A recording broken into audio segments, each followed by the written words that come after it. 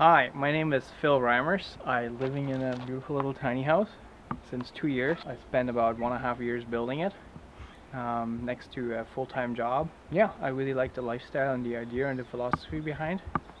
And I would take you around and show you all the special features. So the house is like with shingles and metal roof.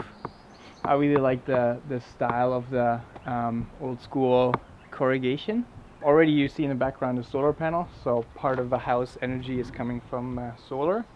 And I also have a bicycle generator right here. So if it gets really bad in the winter, I can top up the batteries, or if I need to work out, I get too fat, I can use the bicycle with a permanent magnet alternator and some belt to top up the battery, so it goes right into the battery bank.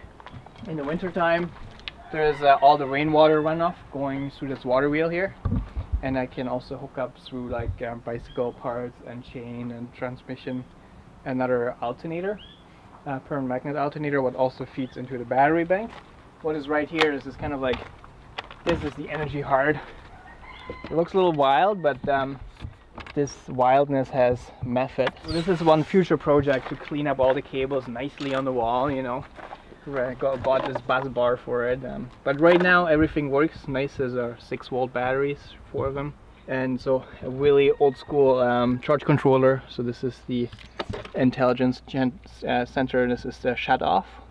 The good thing about this switch here, it can handle solar as well as wind and water, all kinds of different inputs.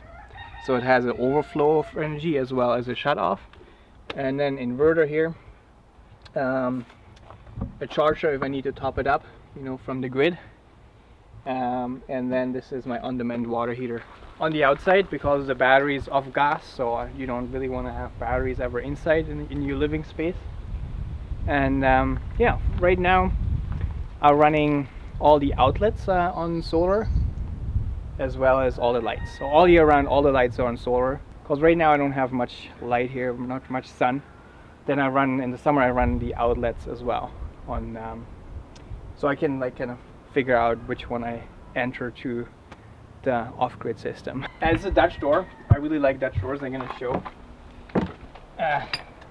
Because I imagine, you know, being in the market selling ice cream or sausages or something. I don't know, it just has something.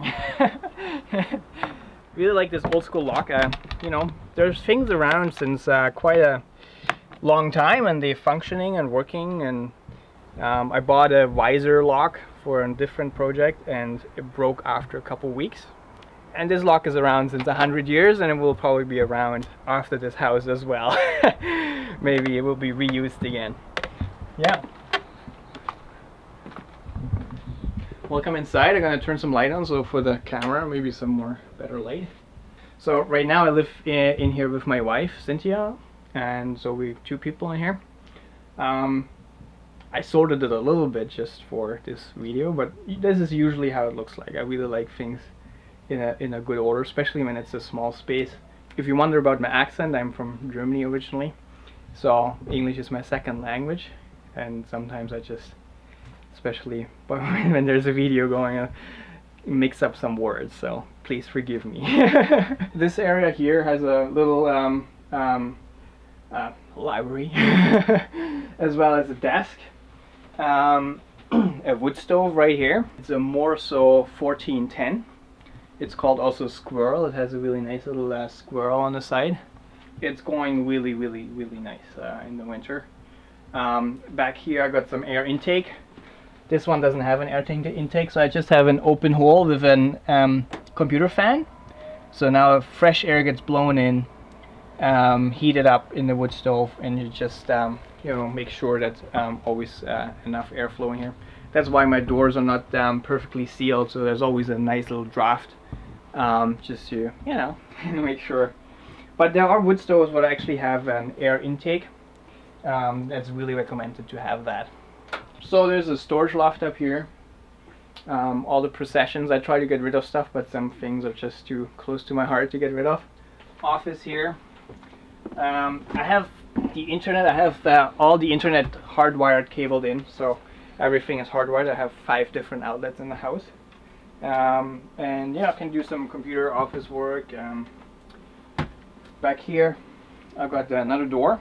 So this, I like the flexibility of 2 doors to be able to just go out in the back, and you know, police knocks on the front, you like leave through the back. Right now I have a fan running in the closet, pulling air out just to keep air moving. There's also a light switch in here. Yeah, so I really love natural wood, as you might notice. The looks of it is very adventurous and warm, and I feel living with the natural surrounding is really good for the spirit. And just looking at those pieces, it's just, these are pieces of art. You know, we don't have to do much, we just have to appreciate them. Often we try to do too hard, you know, too much. But some things are just amazing the way they are, and we just puzzle them together and then and get the joy out of it. So this is a couch, so sitting in the winter in front of the fire, wood stove, you know, as well as a pull-out bed. So I can pull out this grid till here, and then it's about a double bed size. Yeah. So this is a wool mattress which just like slides out. So if I break my leg and I can't go into the sleeping loft, you know, I have a place to sleep.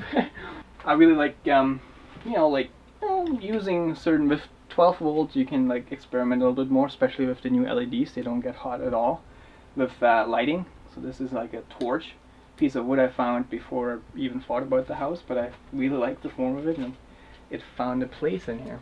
Going to this side, we got the stairs going up to the loft, the sleeping loft, and then turning further we see the kitchen and the eating area. So the kitchen has most of the things you need.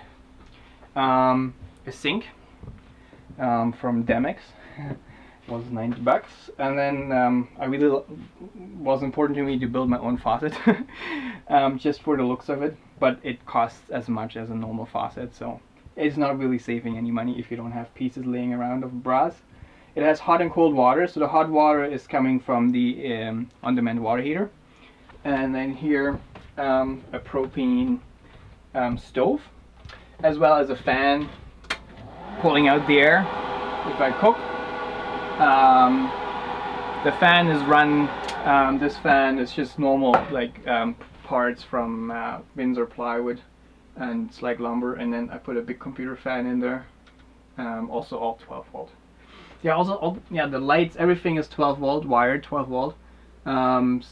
Pretty nice, you know, everything has individual switches. There are some master switches for the main light, 3-way switch, what is always interesting to wire. Yeah, but these LED lights, they really use nothing, but they're very efficient. Yeah, this is little storage.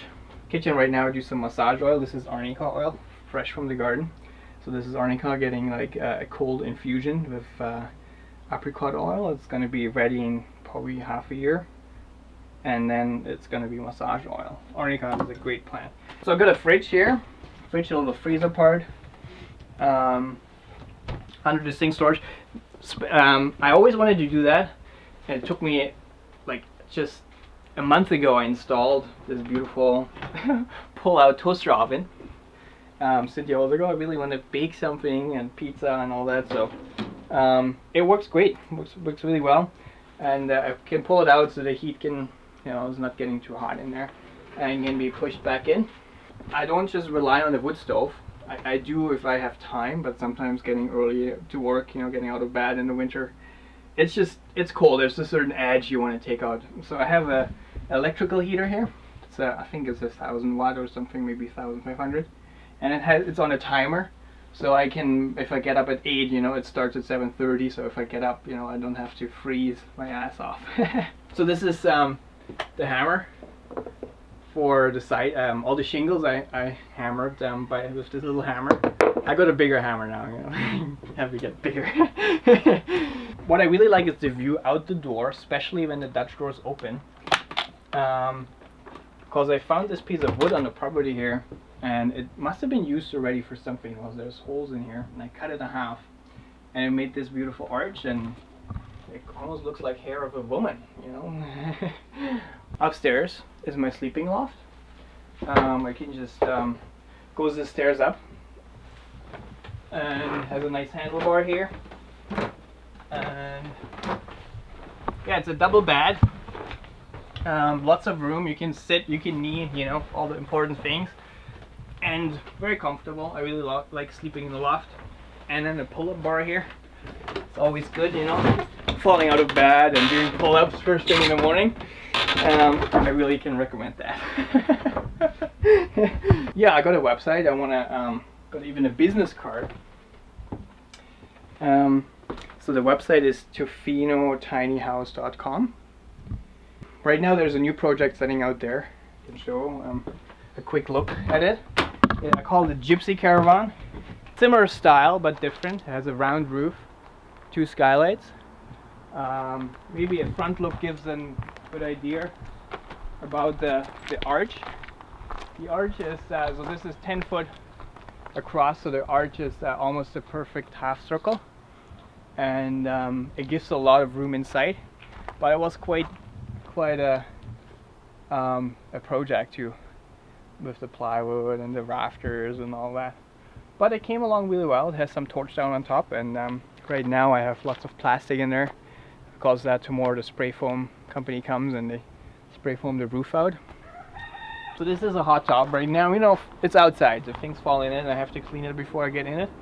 But the idea is, I usually fill it up with hot water if I don't have lots of time. Because there's a fire pit here, and in this fire pit I have, I think, 20 foot of copper rolled up. And so if I would have lots of time, I would put cold water in and make a huge fire. And then down here I hook up this to the exit. Then I have a pump. I haven't set it up yet, but I have a pump pumping the water into the copper spiral and then pushing hot water out. So my plan is that I can do it without pump, because there is a heat like water expands and rises and all that. So it should work without pump, but I haven't figured out yet what's wrong. Something with the angle, and maybe if I go over a certain degree it just doesn't push in it, or maybe it's not hot enough. Maybe I have to build a better fire pit. So I'm still geeking around with that, but yeah, it's nice, especially in the winter. Some candles and hot water, and it just keeps warm in there. It's just too warm sometimes even. So if I want to watch TV tonight, not that I have a TV, but hypothetically, I need to paddle and charge this battery up. So that's how it works, just paddling, just giving it. Not too hard, just steady. I don't have a flywheel, so there's always like a hard point. If I get too hot, you know, I turn on the fan right here. I have to paddle a little harder, but it's really nice to see, you know, how this motion energy gets put into electricity and back into motion, you know, give me some fresh air. Oh yeah, that's good. I really like the philosophy of living with less. I mean, that's really important for us as humanity, to figure out a way how we can live in a better balance with our surrounding, with nature. Consumption just seems to destroy this planet in a way what is destroying our habitat as humans. What are you going to do as an individual? You know, keep doing things like always, or for me, I've tried to find a way to use less space, less material, less consuming, experimenting with, you know, energy production and all that. Just it's about time, and we can't just do business as usual, because it doesn't work. There's many scenarios I can imagine where tiny houses are not a good solution, but for, you know, as an individual young person who just can't afford a property, or doesn't want to get a huge mortgage, or not even able to get a mortgage, it's my own little home I can take with me wherever I go. And it's kind of gypsy style perhaps, but especially today, and especially the lifestyle, the way in Canada is people moving around a lot and changing places, and it's so much easier to hook it up to a trailer, to a big truck, and pull it out and find a new home, rather than have to move all the things and all that. Because it's small and I don't use much material, I can use like good materials like cedar and things I'm really passionate about. there's so many houses, they're just built with chip rock and cheap and quick. They're big, they're using a lot of electricity to heat, but they don't have heart, you know, they're just functional. And I don't like just functional units. I think good, you know, things where make us happy, they should be functional and beautiful. And that's for me the tiny house. It's small, functional, and beautiful. And yeah, it just gives a lot of freedom, at least in my life. So I got a lot of inspiration from other tiny house builders. So I'm not coming up with new things. I just copy paste what I like, you know. And then, I mean, the decoration, of course, is individual. But yeah, and my favorite tiny house builder is Silvardos, or Abel Zimmerman, and his company is called Silvardos. He's just the most amazing craftsman. So he builds everything, like the windows himself. Wow, it's just so much craftsmanship and so much knowledge. It's just respect, you know. That's like, if I just dream freely, that's where I want to be in 10, 15 years, you know. Maybe longer, who knows. But just his level of craftsmanship is amazing, and design and beauty. Yeah.